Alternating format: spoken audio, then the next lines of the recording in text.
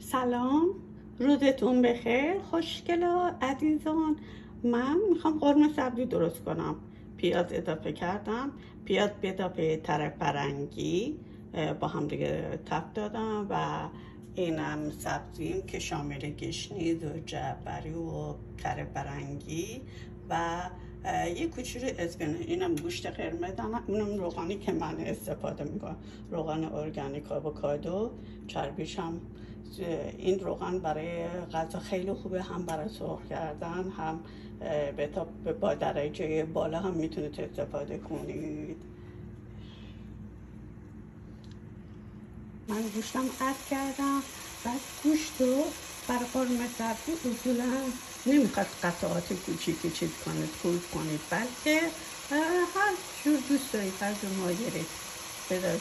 من پیازم هم زیاد تف ندادم به خاطر که نمیخوام اون موادش ها از بین مواد بره.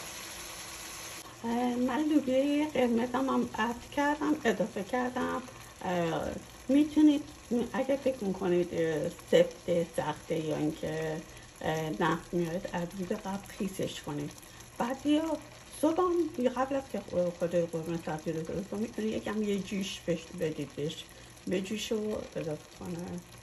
بعد الان من اینا رو با هم دیگه گذاشتم، گوشت و پیاز و لوبیا رو گذاشتم گوشت خوب سرخ بشه که من سبزی رو اضافه کنم، بخاطر که من سبزیم از روز قبل تفت دادم با روغن و نمک و فلفل. بعدم ادویه اضافه میکنم و در آخر نمک رو اضافه میکنیم به خاطر گوشت قرمزه. ممنونم. فعلا بای دوباره برمیگردم، آماده شده براتون میارم. مرسی عزیزان خوب، بشاره روز خوبی هم داشته باشید. تا الان من لوبیا قرمزم اضافه کردم، بعد یه لوبیا چیتی هم استفاده میکنم. فکر میکنم میتونید لوبیا رو، چه لوبیا قرمز چه لوبیا چیتی فرق نمیکنه، به خاطر نفتی که داره از روز قبل خیس کنید، بذارید با آب سرد خیس کنید و بذارید توی ظرف. بعد روز بعدی که میخوای قرمه سبزی رو درست کنید یا خورش سبزی رو میخوای درست کنید، میتونید بذارید با آب سرد یه جوشه.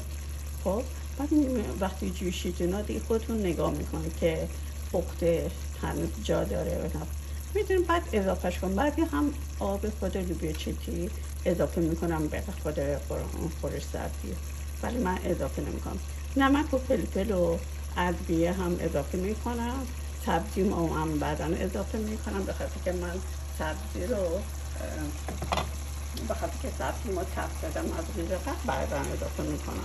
بعد لیمو عمانی میتونید استفاده کنید. اگه لیمو عمانی نداشته باشید میتونید لیمو تازه استفاده کنید، چیز خوشمزه میشه. این خورش سبزی من آماده هست. سبزی اضافه کردم، فلفل و نمک و روغن اینا هم اضافه کردم، تموم شده. اینم خورش سبزی ما آماده شد. این برنج نوشابه است، این شمعامون، اینم سبزی هم ریحون و نعنا و تربچه و پیازچه هست و اینم هست. بفرمایید نوش جون کنید.